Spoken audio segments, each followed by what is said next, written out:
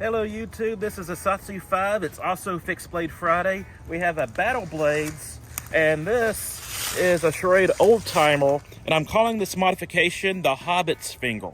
Now there's a couple of reasons for that. One, I was inspired by the Warrior series, the Warrior design knife by Michael Chanich, and it was plain edge upswept with a serrated back concave. And they came out with a smaller version of that knife called the Hobbit, and they came out with a folding knife called the Pocket Hobbit. And they're very expensive now, collector's pieces. And I recently sold my Spyderco Warrior, and I wanted a Warrior type knife. So, and I was reading Lord of the Rings at the moment. So I'm calling this the Hobbit's finger because it's the sharp finger, but it's inspired by the Hobbit and the Pocket Hobbit.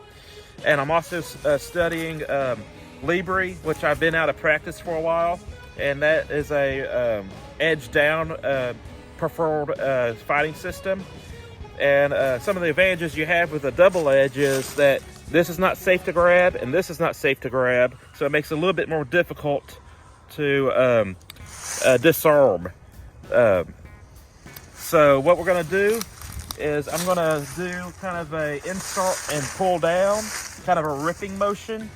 And then we're going to look at the stuff, and then I'm going to try to do more of this, which isn't a Libre concept, but, you know, since I have a forward edge, thought I might as well do it.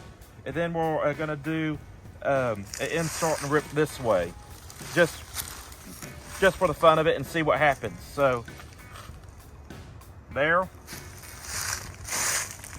And I didn't bury that. I didn't put a lot of effort into that. I just...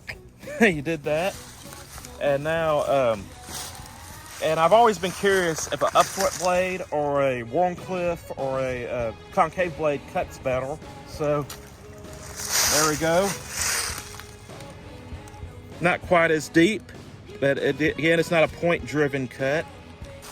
Okay, now I'm gonna try to do that. Keep in mind there's not a lot holding the meat in, so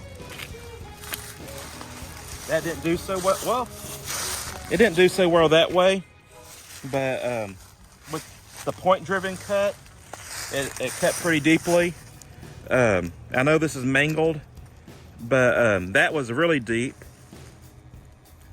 That was significantly deep, and that was moderately deep.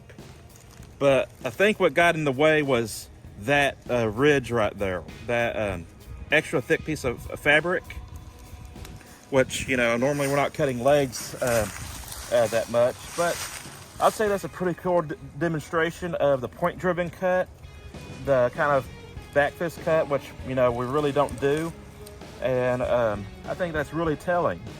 So this is a cheap modification, or this is a cheap knife to modify. It costs about 15 to 20 bucks, I think, and if you have a Dremel, you can put serrations on it. My brother did those Veth design serrations.